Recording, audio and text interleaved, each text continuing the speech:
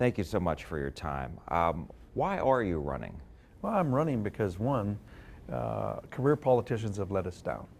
I'm sick and tired of career politicians getting in the office, not doing their job, and taking money off the backs of us taxpayers.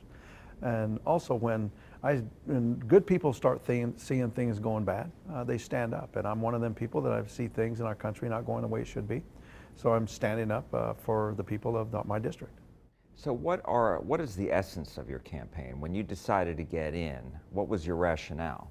Well, you know, I looked at it this way.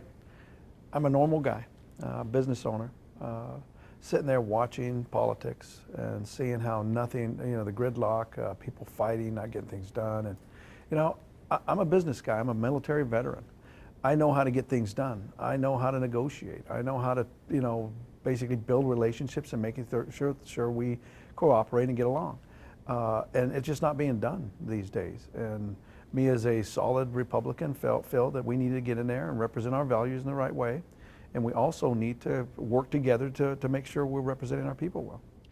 One of the things that always comes up is, you know, and you mentioned, you know, it's just the partisanship of it all and the lack of bipartisanship in Congress. And I'm just wondering, how as a freshman do you go in there and reach across the aisle and perhaps disagree without being disagreeable? Well, you know, if I can step back a little bit, you know, there's the least number of veterans in Congress today in any time in history. I'm a military veteran.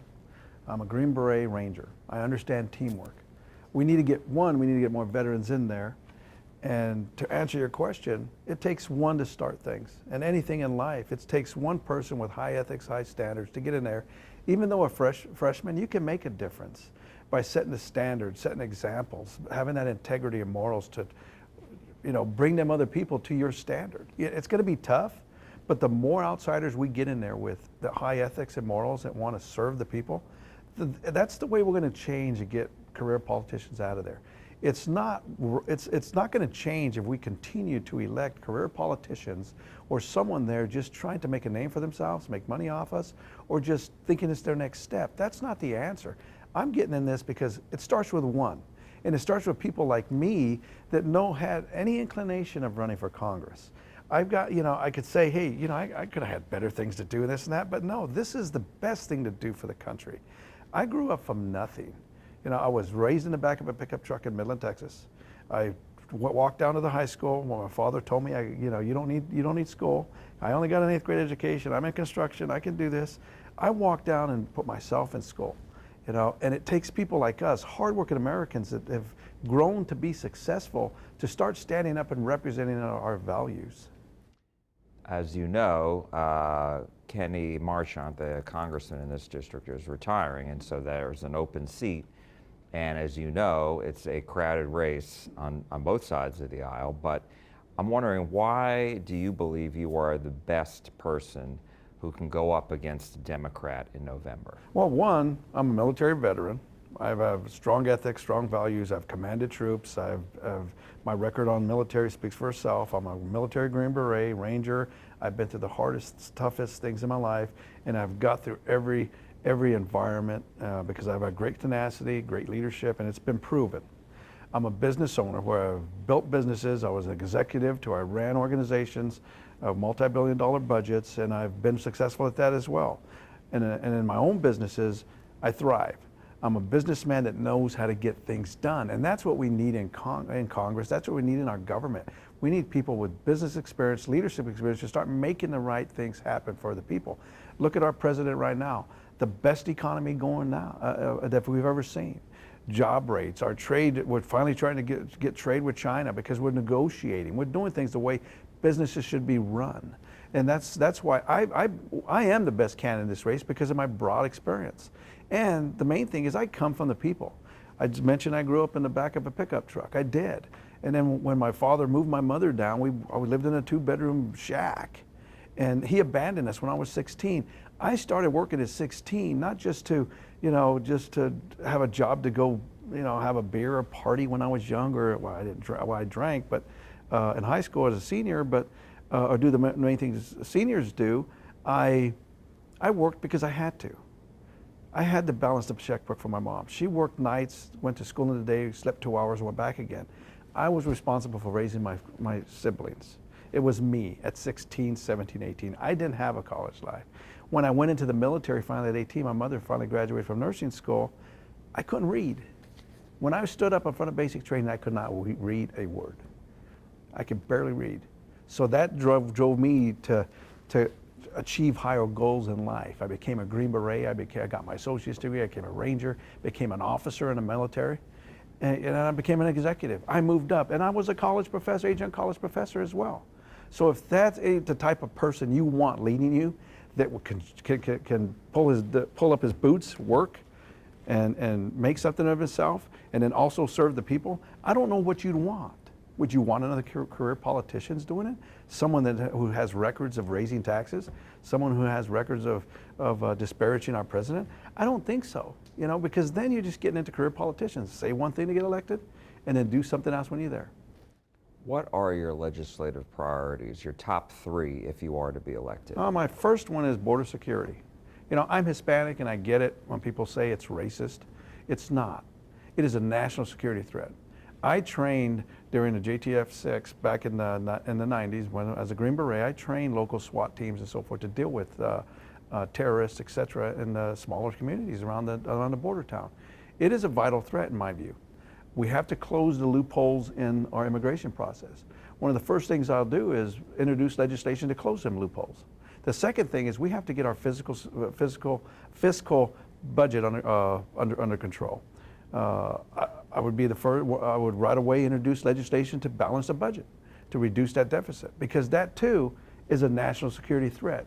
We don't want to be beholden to any countries if our debt continues to rise, and also saddle our future generations on that, because something's going to have to give. And if we can't pay for national security because our debt is so bad, how are we going to defend ourselves? That is a real concern to me. And then the second thing is support the current deregulation for small businesses in our district. We need businesses to grow. We need to be able to stimulate our economy, give people jobs, so with tax relief, et cetera. So those are my first 3 things that I would put into my priorities. Let me ask you about border security. Obviously, the president mentioned it last night during the State of the Union speech about the border wall, expanding it. You agree with that? Yes, I do. And what about, as far as one of the big things that still hasn't been resolved is the dreamers, the kids who were brought here illegally by their parents when they were young. What is your policy position on, should they be deported? Should they be allowed to stay? Do they have a path to citizenship or legalization? What would you do to resolve the situation? Well, it's very unfortunate. They're caught up into a process to where it was no fault of their own. However, it's still against the laws of our country. I would ensure that for any DACA, that they'd have a touchback process, meaning they'd go back to the country, do a touchback, get in line, maybe push towards the middle, but not to the front. The people already there that are applying for the process legally are in the front, but there's some type of process to get them moved up quicker, but then move back here. As far as the touchback, what does that entail, and how long do they have to be back in their country, well, or in their home country? Although when you listen to many of them, they say they couldn't function there now because there's no family there, there's nothing there that they, who they talk with. Well, that goes back to our immigration law, right? To where it takes 10 years, and it took one of my opponents in the race, and I've talked to her during the forums, it took her 10 years to get her citizenship. And that's through being here with a H-2A visa, et cetera, and so forth. It took her 10 years. If we, as leaders in Congress, can optimize that, why in the world does it take 10 years to do anything? If we change that to 2 to 3 years, it would help prevent people, hey, I can wait 3 years instead of sneak over and break the law. And then maybe we can reduce the DACA less than that when they go back to the country, 6, 8, 10 months. It depends, But that's where it boils down. We have to close the loopholes and then understand how we could work through this process, And you also mentioned the balanced budget amendment. So that's been talked about for years and hasn't gotten anywhere. So how would you, if elected, start the ball rolling on that? Because Democrats would have to approve that, and right now they are in control of the House. Well, what I think we need to look at first is when you look at how do we balance the budget. Well, a lot of money is being spent on the federal government, obviously, to maintain and support it. We have to go in there and look at, hey, from an optimization perspective, where are we wasting money on different organizations? What can we eliminate? How can we optimize things and start from there? From a business perspective, when you go into an organization, you look at cross-functionally, where's our spans and layers? Where do we have overlaps? How can we reduce costs? That right there will help us, hey, we don't need as much money now in the budget. The other thing we need to do is get our spending under control. These projects that the Democrats and Republicans are guilty for, that are win-wins for their district or win-wins for them, is really lose-lose for us taxpayers because it's adding additional cost. For instance, our $1.4 plus trillion budget that we just passed here a few weeks back included $25 million for gun control research. I mean, we have a Second Amendment right to bear arms. Why are we researching gun control? We should be putting that into mental health or eliminating it altogether. 425 million of it in that budget, which is waste to me, is for election security and looking at our election process, which even Democrats and experts say won't do us any good this cycle. So why is that included in there? That's 425 million that could have been gone, and another 25. You don't think that's an important issue as far as helping the states and the localities, make sure that their systems are in fact as secure as possible from being hacked or have any kind of interference? But you got to look at what the experts are saying about that. That 425 million that is put in a few weeks ago to be able to be utilized by October 1st, nothing's going to be done with it. So why is it important to throw it in now?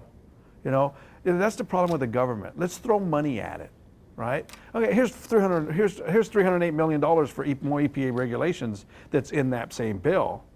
Why is it in there now? I mean, we're trying to stimulate growth in organizations. We're trying to eliminate regulations, to create to increase the economy's success. Why are we doing that? And the same thing with this. Experts are saying they won't do us any good now. But just like I've been in the government, I was in the military for many years. You know what happens on September 1st of every year? Every government agency that has a budget, hey, spend all your money. So they go to Staples or they go to Walmart or wherever to use their card to spend their money. So it looks like they need the money next year, or they need that 10% raise in the budget. We've got to get out of that habit of doing that. And we've got to run it more like a business, although, yes, it's not a business, but them functionalities and then processes of a business would drive success in the government. And then we, the people that are paying it, can say, yeah, we're doing a good thing. They're doing a good thing with our money. So you would cut spending. Yes, I would. And what about taxes? Because when you hear Republicans, they support the tax cuts that passed by President Trump and the Congress back in 2017. Democrats would, basically repeal those tax cuts. So if you cut spending, would you leave the taxes the way they are? Would you try to cut taxes further, or do you need to raise taxes on the wealthy to try to bring that deficit down? Okay, so raising taxes on the wealthy is not going to get us anywhere, right? Never has, never will. And then, some of the Democrats are saying, well, let's tax the rich, right? By law, you can only tax them one time. So if I got $1 billion in the bank and you can tax it, you're not going to tax it. You already taxed it. So that doesn't jive with me, right? The real thing we need to do is maintain the taxes we have, grow the economy, stimulate jobs, and we create more revenue. It's a simple math. I'm a business guy.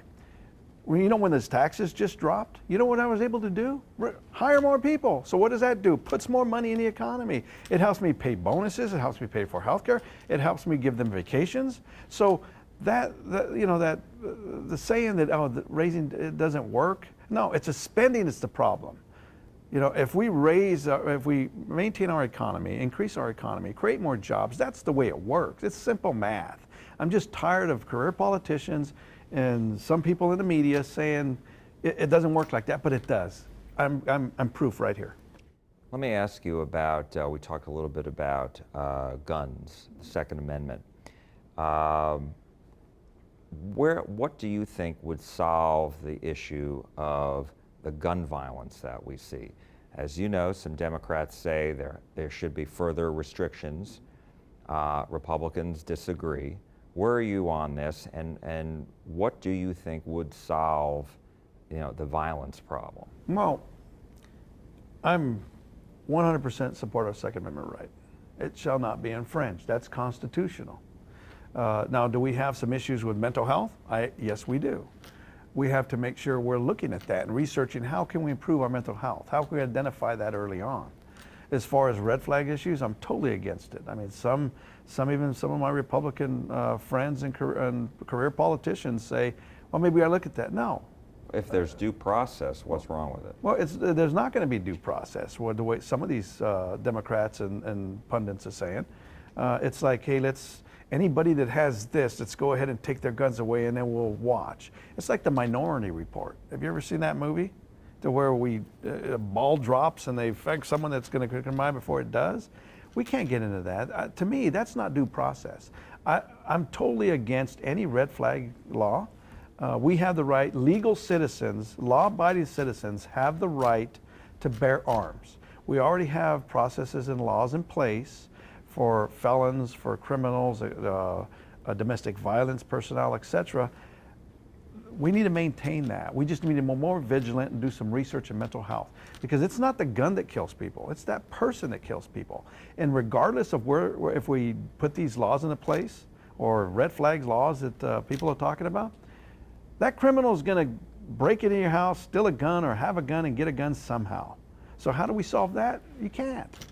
We just got to make sure our legal law-abiding citizens have the right to bear arms to be able to defend themselves. Second Amendment wasn't just set up for us to defend against criminals. It was set up for us to defend against a tyrannical government. So we got to always remember that. I've been to third world countries that don't allow their citizens to protect themselves. Look at it now. Look at Venezuela. That's an example. If you want to be like Venezuela, go have at it. But under my watch, I will never support any red flag or any additional roadblocks to our Second Amendment right. Does money need to be increased for making sure that the existing laws are being followed and prosecuted? That goes back to my point I mentioned about this $25 million for gun control research, right? Why didn't they put $25 million towards, hey, making sure that, that our systems for analyzing or background checks when you go buy a gun is operating properly? So, let me ask you about health care. What is first of all, where are you on, the Democrats are either looking at expanding Obamacare, giving a public option for people to buy into Medicare, or Medicare for all, which would wipe away all private health insurance and have government insurance, essentially. Well, all three of those you just mentioned is not the right approach. To me, it has to be the economy and the capitalistic environment that drives that. We have to get out of the discussion of this single payer system. We got to move more towards a competitive and choice environment while maintaining plans to address pre-existing conditions. Some examples are we need to open up competition and being able to buy premiums across state. That's one of the things we can do. We also got to look at, instead of a pay-for-service system, we need to go towards more of a preventive health, preventive maintenance. There's an example of one doctor up in Boston. She had 100 patients that had diabetes. Instead of just prescribing them medicine, she put them on diets, prescribed them diets, and 100% success rate, all of them were off the medicine. We need to move towards more of an integrated and preventive medicine process. As far as working to allow people to take their health insurance, I mean, there's COBRA, so that's in existence, but how do you foresee, because when you talk about being able to have portability and take your health insurance around with you, but you're also talking about states because every state has their own rule, right? So you're talking about being able to eliminate that so there can be. So they can. So are utilize you talking cross-state about having like where you can buy a health insurance plan on Amazon or Walmart or something like that? Well, I mean, I don't think Amazon and them would be able to get in there because of HIPAA law to take care of all that. But something similar between states. Some kind of bank that they could buy a premium in a different state that's lower, that's a choice of theirs. More of a competition, more of a choice, giving the hands of choice into the hands of the people to be able to buy that health care. And again, let me just go back and ask you about trade, because we've talked a little bit about trade. Now that there has been an agreement on China, there's also the United States, Canada, Mexico agreement.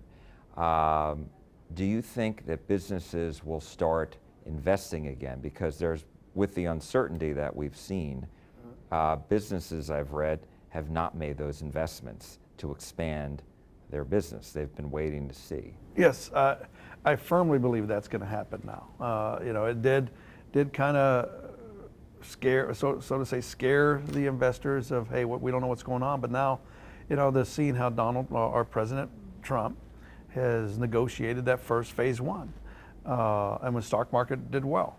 I think that as we move along, that into phase two, that it even get even better for us. I told you a story earlier. One of the companies I was a partner with and I own a part of, we bought material from China. We'd pull it in, but whenever we tried to sell into there, we couldn't do it. That's unfair practice trading. Now that it's opened up, and we started with the farmers in the first phase one, as it opened up some more, it'd be even greater. But you know what really concerns me from a national security on trade and with China is they're a communist country. They are now buying into our ports all around the world. So we have to be careful from a trade perspective not to be allowing them to do that, because then they control not only our ports, they control a vast majority of how we deploy our forces around the world to defend ourselves. So that's more what I'd be concerned with. But in short, our president is doing great on trade. From a business perspective, he did it the right way. I can't wait to see what phase two is, and I can't wait to see what phase three is, and hopefully we get China to turn around. If not, we got to hold their feet to the fire. Last question, where are you on impeachment? I know today the Senate is very likely to acquit the president. Do you agree? Yes, I agree. No, to impeach the president? No, the Senate is they're likely to acquit him. I agree with that. The president sets our foreign the president sets our foreign policy. To me, calling Ukraine to verify that our money's not going to go to corruption and you'd be utilized the right way and asking a specific question, there's nothing wrong with that. There was no crime committed. So to me, it's been a sham from the get-go. I just wish we'd spend more time dealing with what we're just discussing: healthcare, trade, closing the loopholes in our immigration process. I wish we'd spend more time on that than just trying to attack the president. They've been trying to impeach him since he was coming down the escalator. I mean, that just shows you they're trying to find everything. You know what? In 2 months, they're going to find something else, and then we're going to be back to the same process, right? They've got to get to work, and that's what I'm talking about. Career politicians not doing their job and just earning money off the backs of our taxpayers. Get to work, guys. I mean, I'm not getting in this just because I want to and just to have a good time. I'm getting in here to make a change. So we got to get in there and help the president. The impeachment is a sham. Last night with the famous strategist Pelosi, I call her a fabulist, ripping up the papers. To me, it is very embarrassing in this country. That is disrespectful to our president. Other than that, I mean, that's all I have to say on that. I'm so glad. I prayed to God he'd get it acquitted, and he's going to be today, and I'm going to be happy, any lady. Desi Maes, thank you so much. Thank you so much. Appreciate your time.